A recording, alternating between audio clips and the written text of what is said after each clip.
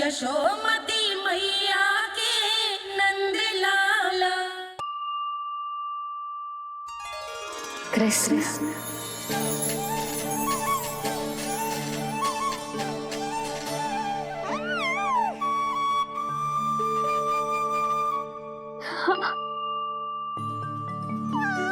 और जो मानवता के शत्रु हैं, उनके जीवन में ये नाम अशांति, असुरक्षा, भय उत्पन्न करेगा। पर सात्विक प्रवृत्ति के व्यक्तियों के लिए ये नाम शांति, संतोष और सुख का सूचक होगा।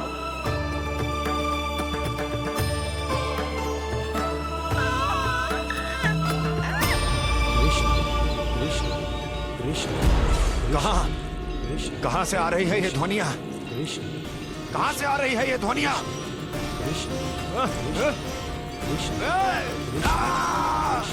स्वामी महाराज,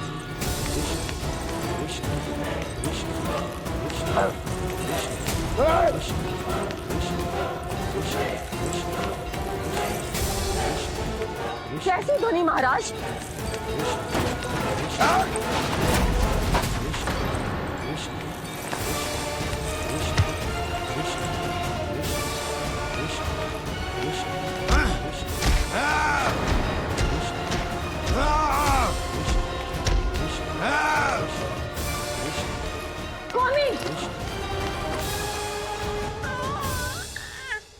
कृष्ण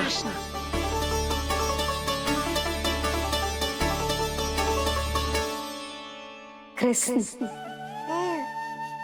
जे नाम अनंत काल तक स्मरण किया जाता रहेगा, जय तेरी मैया का आशीर्वाद। संसार मुझे कृष्ण बुलाए या नीलमणि कहकर पुकारे, मैं रहूंगा तो बस यशोमती मैया का नंद लाला। यशोमती मैया के नंद लाला। यशोमती मैया के नंद लाला।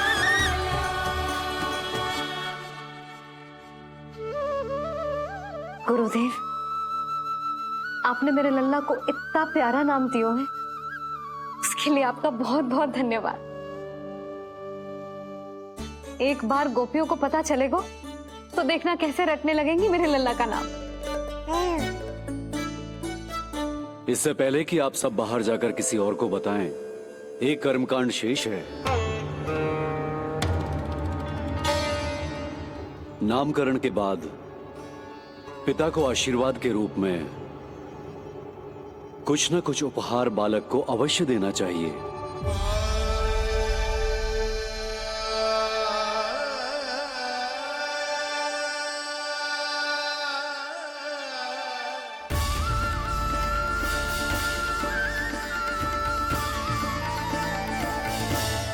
मैं क्या दूं?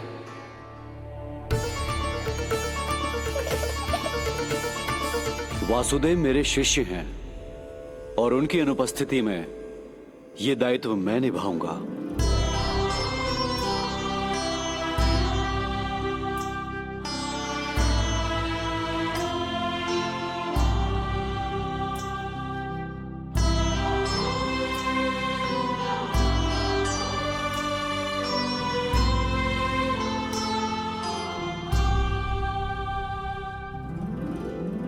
इसे अपने पिता की ओर से स्वीकार करो पुत्र।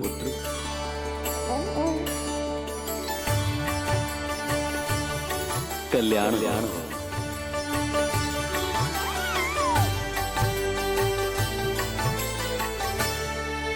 क्या दूं मैं इसे?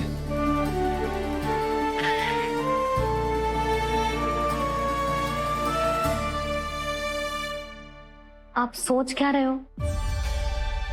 आशीर्वाद दो ना अपने कृष्ण को। अच्छा, सोच रहा हूं कि लल्ला को क्या दूं?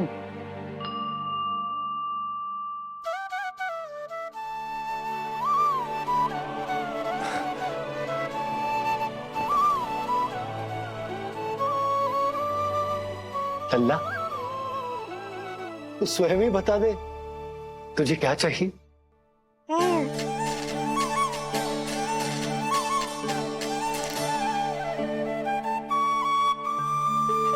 देखो जी, लल्ला ने ही आपकी उलझन समाप्त कर दी।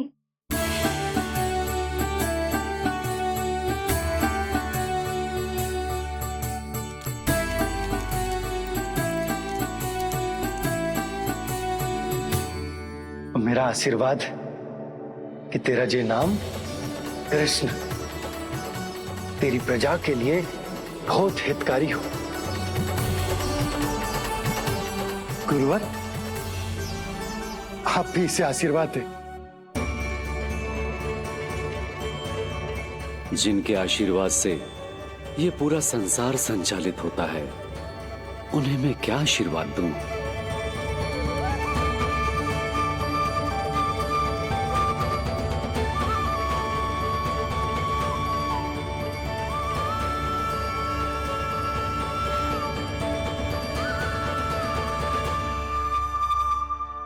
आपने तो मुझे मेरा नाम दिया है ऋषिवर।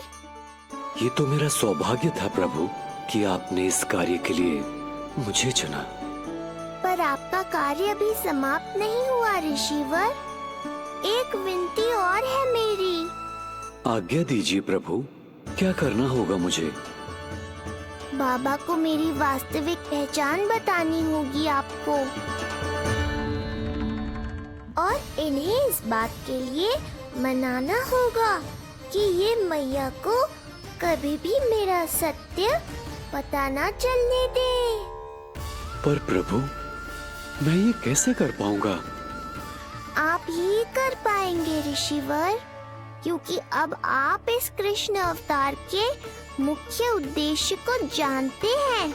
बंद करो, बंद करो ये दुनिया।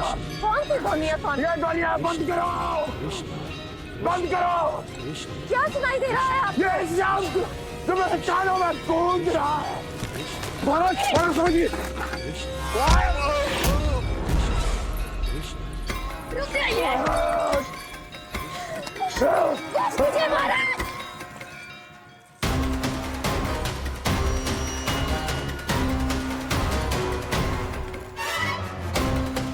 आप भूल रहे हैं कि आप मथुरा नरेश है, कंस है आप।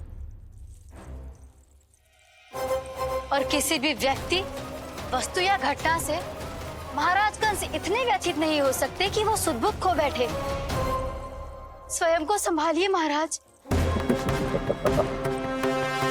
बंद हो गई, बंद हो गई, बंद हो गया वो स्वर, बंद हो गई वो ध्वनि। रात्रि,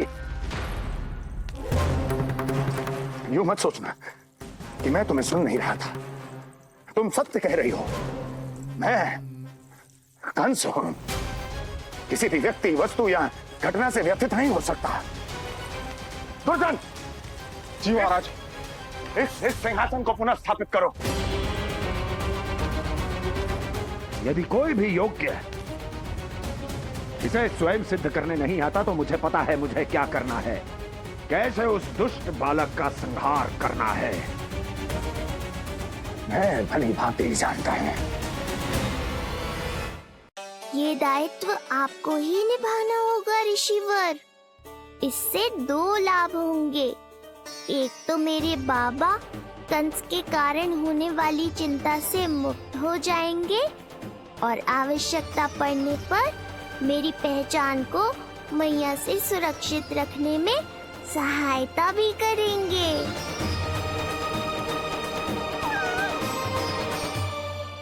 नंदराज, अब बलराम और कृष्ण दोनों को भूख लग गई होगी।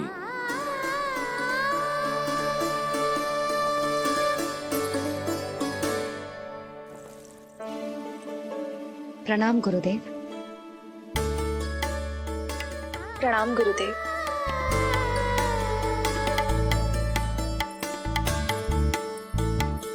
गुरुदेव, अब आप भी विश्राम कर लीजिए। नहीं नंदराज, मुझे शीघ्र ही मथुरा पहुंचना है। राजा वासुदेव और रानी देवकी मेरी प्रतीक्षा कर रहे होंगे। पर इससे पहले कि मैं जाऊं, मुझे आपको कुछ बताना है।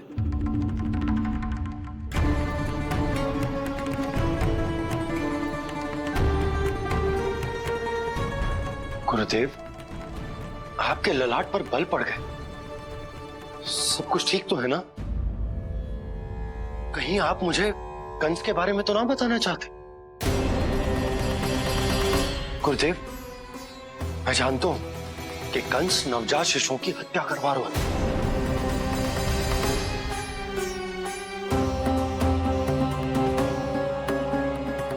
कंस नहीं, कृष्ण के बारे में कुछ कहना है मुझे।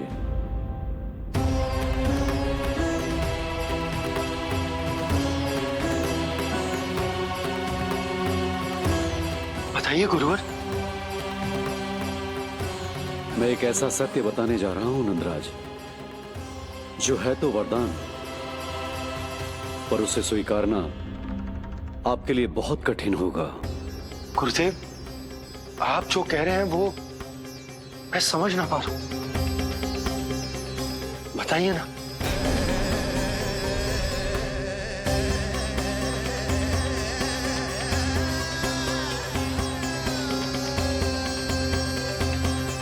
बताइए ना गुरुवर।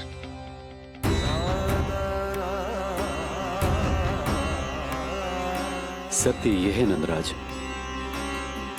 कृष्ण राजा वासुदेव के पुत्र हैं। कृष्ण राजा वासुदेव के पुत्र हैं। कृष्ण राजा वासुदेव के पुत्र हैं।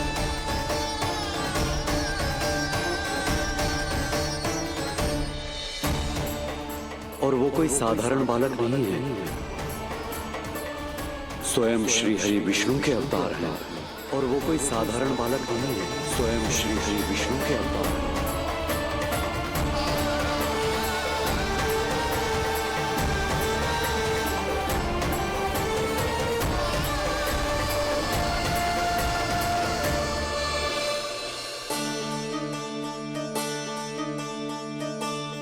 जो विचित्र लग रहा है। कौन हो तुम? मैं हूं श्री विष्णु का अवतार। ये कैसे संभव है गुरुदेव? वो तो नन्हा सा बालक।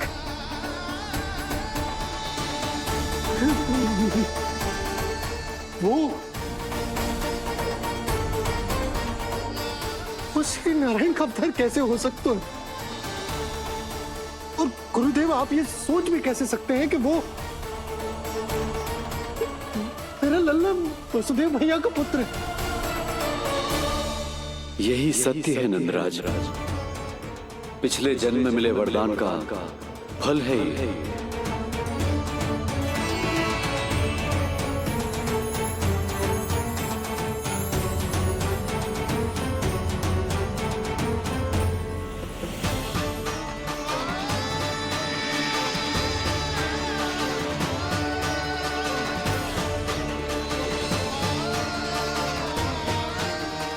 मैं आपकी संतान के रूप में अवश्य आऊंगा, किंतु उसके लिए आपको मेरे अगले अवतार के बाद एक और अवतार की प्रतीक्षा करनी होगी, क्योंकि अगले जन्म के लिए मैं पहले ही ये वरदान माता देवकी को दे चुका हूं। इस समय मैं विवश हूं, किंतु मैं आपको वचन देता हूं, आपकी संतान बनकर अवश्य आऊंगा, अवश्य आऊंगा। प्रभु, श्रीहरि को अपने सामने देखकर मेरी व्याकुलता का बांध टूट गया है। 2 जन्म बहुत बड़ा समय होता है स्वामी। अपने पुत्र के रूप में हरि को गोद में खिलाने के लिए अब मैं और 2 जन्मों तक प्रतीक्षा नहीं कर सकती। धरा!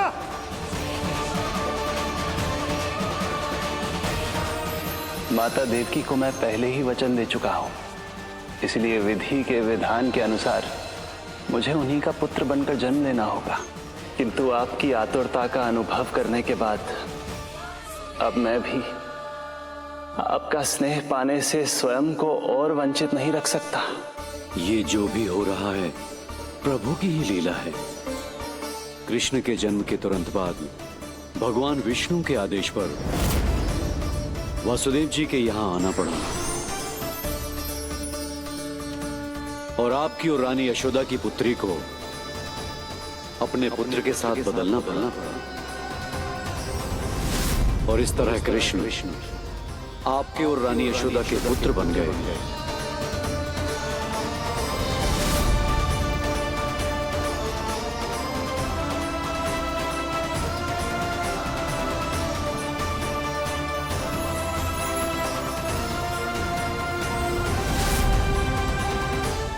आपने सही कही थी गुरुदेव, जिस सुनने में तो वरदान ही लगता, पर इसे स्वीकार करना तो ही कठिन। जब यशोदा को इस बात का पता चलेगा तो उसे कैसा लगेगा? अपने नाम का अर्थ अच्छे से सुनो है ना तूने? उसका हर एक अक्षर भगवान श्री नारायण से संबंधित है, जैसे उन्हीं का स्वरूप है तू। बस मैया, ये सत्य आपसे छुपा रहे, इसी कारण बाबा के लिए ये जानना आवश्यक है। फिर चाहे इसे स्वीकार करना उनके लिए कितना भी कष्टदायक क्यों ना हो। नहीं नंद, ये सत्य उन्हें आप नहीं बताएंगे। स्वयं प्रभु ने मुझसे कहा है, किसी और प्राणी को इसके बारे में भनक तक नहीं लगनी चाहिए, और रानी यशोदा को तो बिल्कुल नहीं। गुरुवर, कंस के आक्रमणों की जानकारी यशोदा से पहले ही छुपाकर रखना कठिन था। अब इतना बड़ा सत्य मैं यशोदा से कैसे छुपाऊंगा? आपको छुपाना ही होगा नंदराज, यही प्रभु की इच्छा है।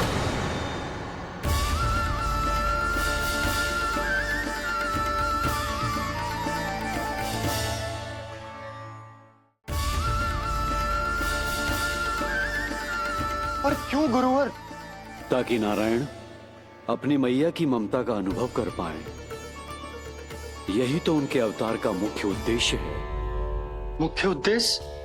हाँ नंदराज, नर नारायण के अवतार में अपनी तपस्या करते समय प्रभु ने जो अनुभव किया था, उसके कारण ममता के सुख का अनुभव करने के लिए प्रभु व्याकुल हो उठे थे।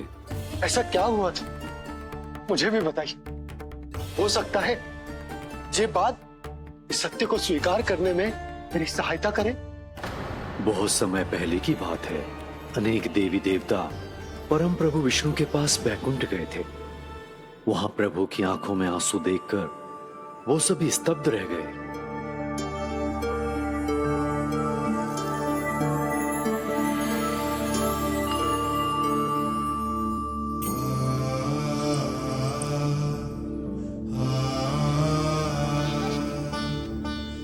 प्रभु, आपकी आंखों में आंसू?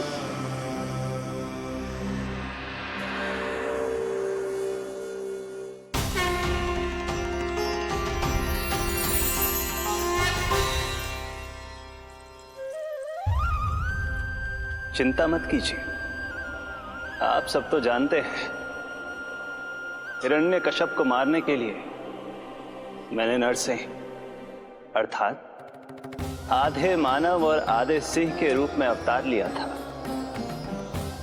उस राक्षस का वध करने के बाद नर और सिंह दोनों भागों ने अलग अलग होकर नर और नारायण के रूप में पुनः जन्म लिया। वर्तमान में वो दोनों बद्रिकाश्रम में तपस्या कर रहे हैं।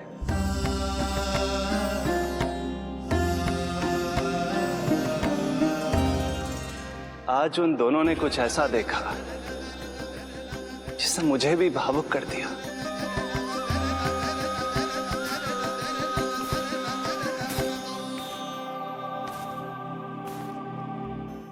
सखा, ये युवक कौन है? निकट के एक गांव के धनी व्यापारी का पुत्र है ये। प्रत्येक संध्या वन के उस पार ये अपनी प्रेयसी से मिलने जाता है और फिर रात्रि भर उस नर्तकी के साथ सहवास करने के बाद सुबह अपने निवास को लौट आता है। यदि यही इसका नित्य क्रम है, तो फिर आज ये इतने तनाव में क्यों है?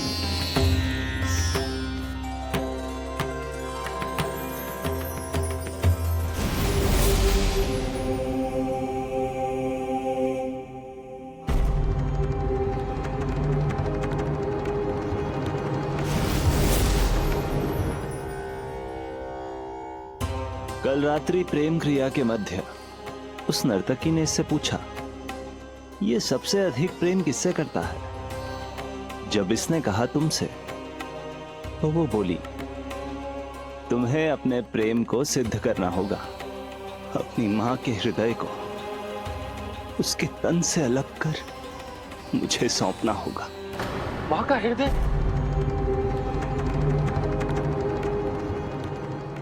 फिर क्या हुआ प्रभु? वो लाया अपनी मां का हृदय? ये जिज्ञासा यक्ष प्रश्न बनकर पूरे दिन नर और नारायण के मस्तिष्क में कौंधती रही। उन्होंने संध्या होने तक वहीं नदी किनारे प्रतीक्षा करने का निर्णय लिया, ताकि वो ये जान सके कि क्या वो युवक अपनी क्रूर प्रेयसी को छोड़ेगा या वासना में अंधा होकर अपनी ही माता की हत्या करने का जघन्य अपराध करेगा। अब उसके वन पार करने का समय बीत चुका है। युवक ने विवेक का परिचय दिया है सखा। हे प्रभु, आपका कोटि कोटि धन्यवाद।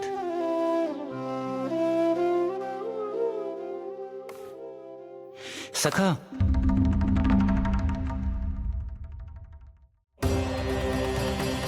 सखा मुझे बताओ, जो अकल्पनीय था कहीं वो घट तो नहीं गया?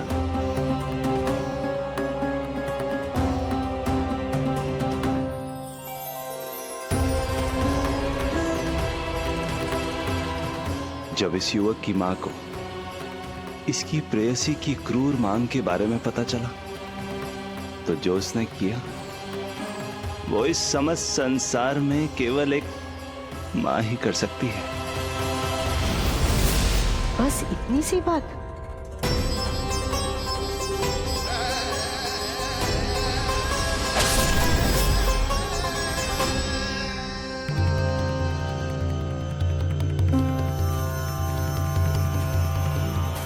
संभाल के मेरे बेटे, कहीं चोट ना लग जाए तुझे। संभाल के मेरे बेटे, कहीं चोट ना लग जाए तुझे। संभाल के मेरे बेटे, कहीं चोट ना लग जाए तुझे। ये तो उसकी मां की पुकार है। मां, मैंने क्या कर दिया मां? मां!